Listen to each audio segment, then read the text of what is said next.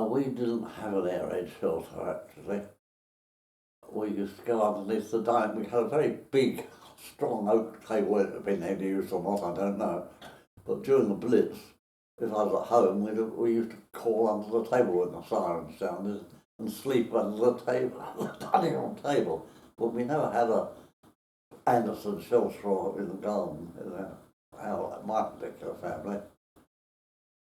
So, do you remember the start of the Battle of Britain? Sorry? The start of the Battle of Britain, when the bombers first came over on the daylight raids? Yes.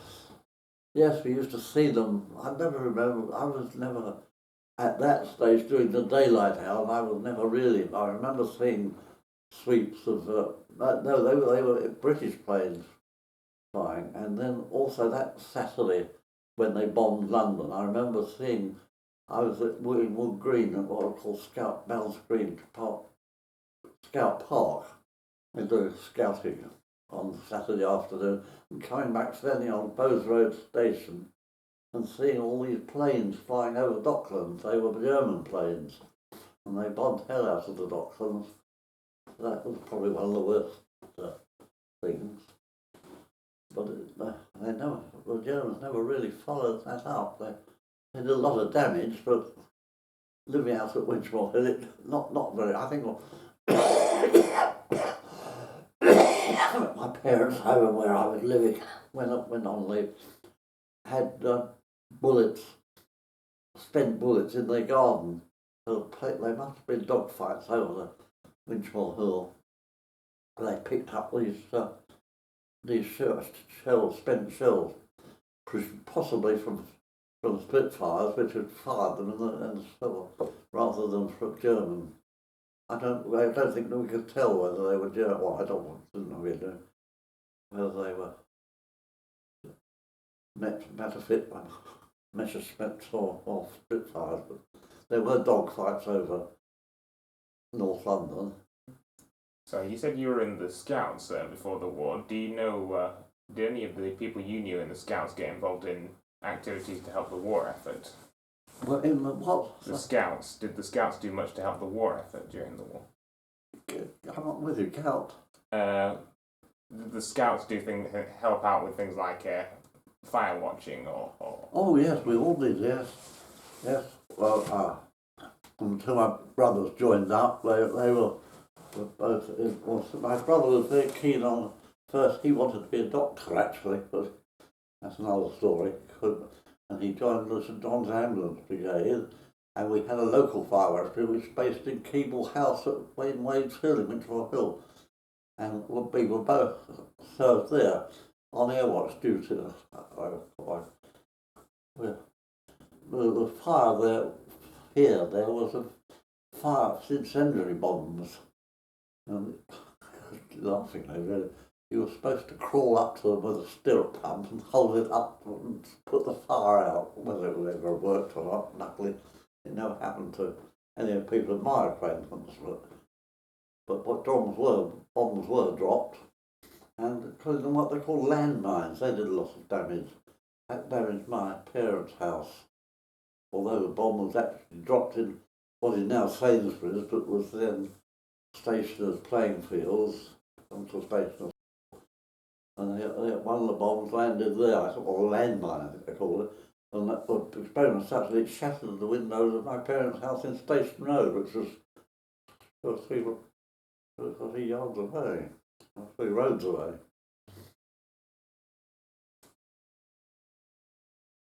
When did you feel that the bombings were the beginning of an invasion? Beginning of the invasion? Yes. Yes, I think we probably did. Yes, if they'd had a better success, I think they would have invaded. So, how did you feel about Germany when the Luftwaffe started the bombing? Well, they're just doing their job. I think we thought they were doing their bit. We were hopefully doing the same thing against them. I don't think we've had any great animosity to the Germans. Did you know anyone who showed animosity at all then? Well, there wasn't much opportunity, not much you can do about it, really. I don't think they weren't very friendly with them. They were the Germans, they were the enemy, and we were there to fight them, or attack them, or do whatever we could.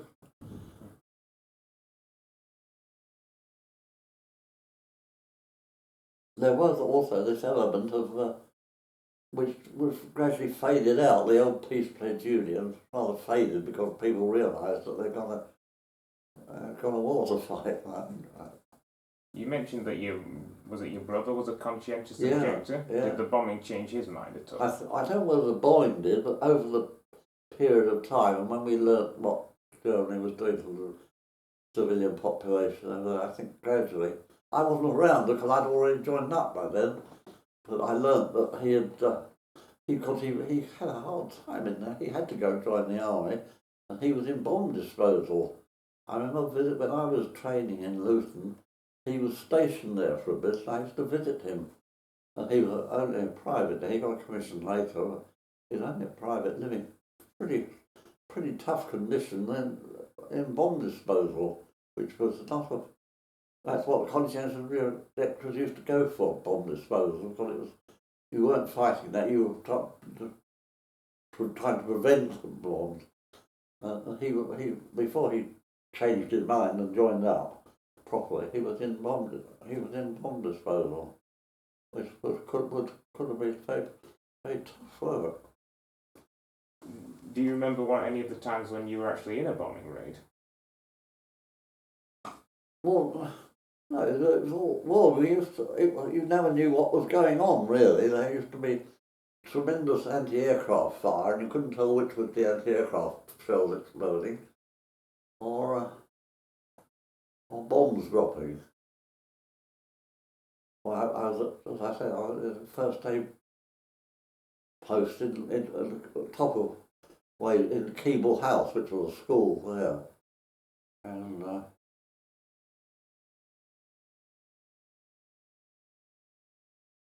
remember.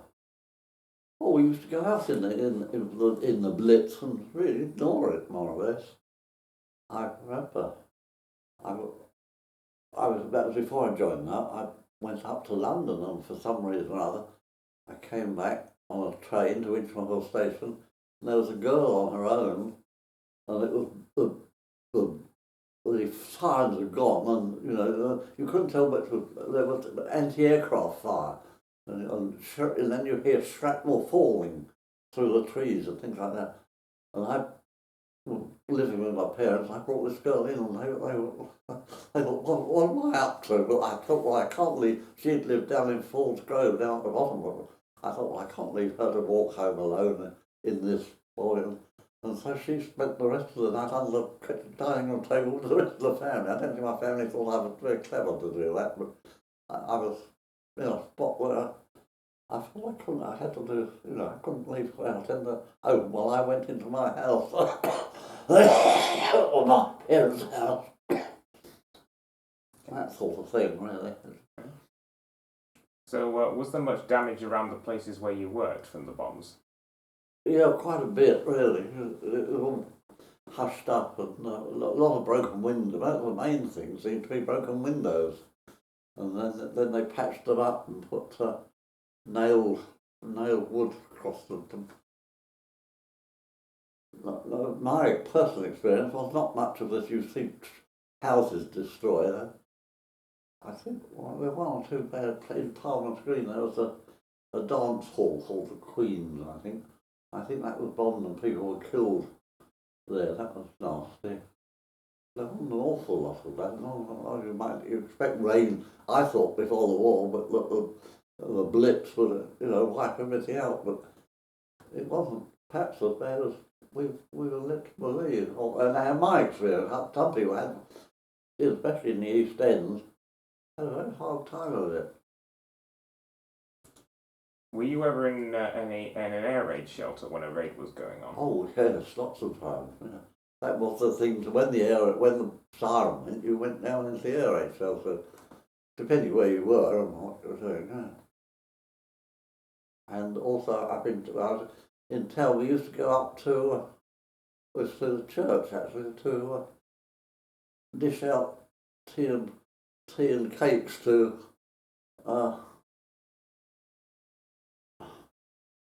people who were sheltering in the tube, I think they were.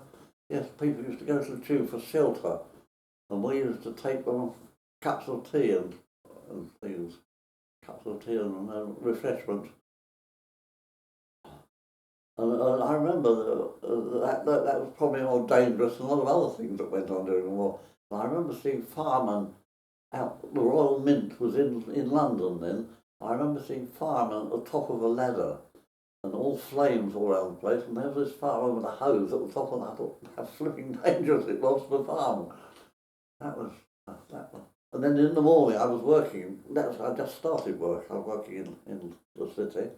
And you walk through the streets, and there'd all be hoses all over the place, and water running in the gutters where the hoses had been on during putting out fires and things. And walking to work in the early morning, you saw all the debris. That was during the height of the Blitz. And you got used to it after that. I don't know if you'll be able to answer this question, but do you know of anyone who just flat out refused to go into the shelters? No.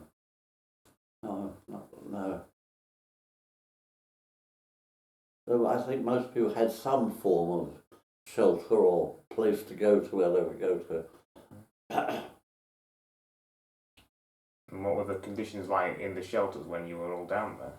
Pretty awful, I think. I remember seeing people lining the platforms of the underground, lying across the platform. It was a bit smelly too, I to be honest. And that people used to spend the night there, you see. And in the morning they'd presumably get up and go back to the houses that were still standing, most of them were, and wash and go to work. But at night, the tube stations or underground were popular. Were you ever in the tubes during that time, or were you just helping the people who were sheltering there? Do you know, I find it very difficult to remember.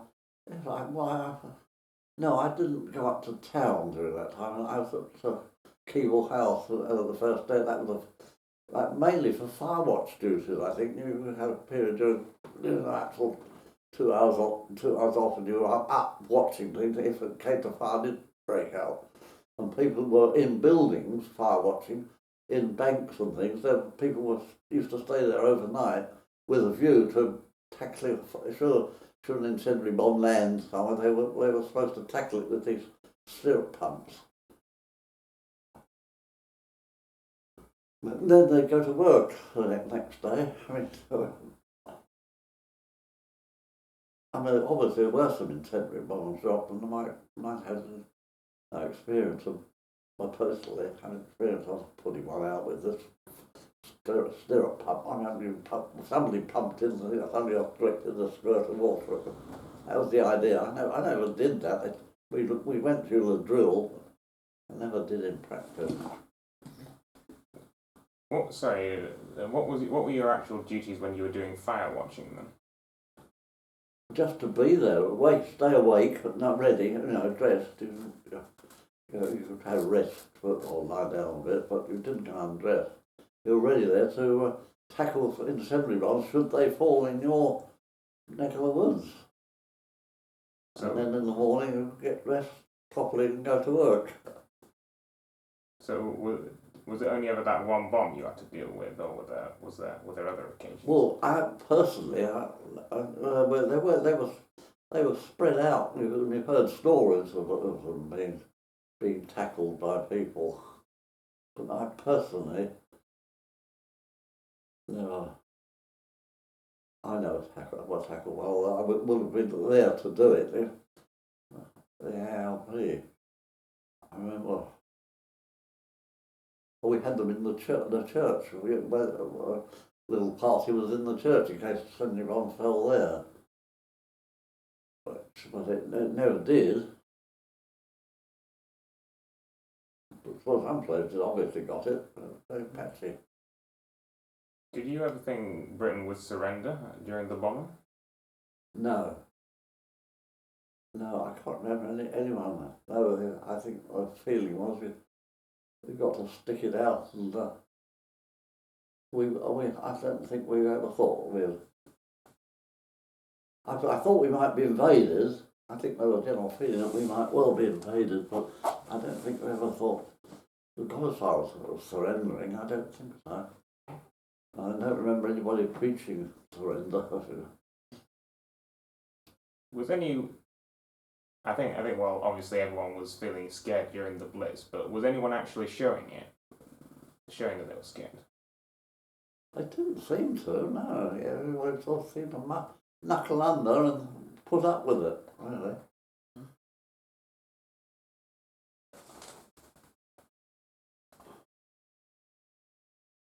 So, what did you feel when?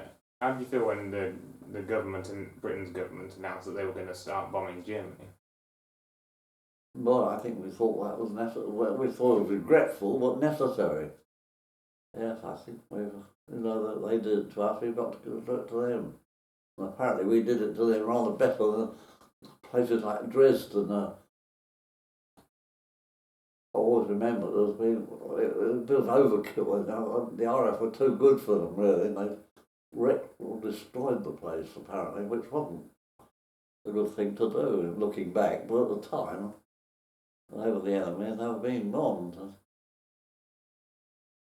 And that was the reason that Bomber Command got a bit of sticky welcome from some quarters. They thought they'd rather overdone it towards the end of the war when with the bombing. And that, if you remember that it's only recently that there's been a memorial to the who are they? Is it in Green Park? The memorial.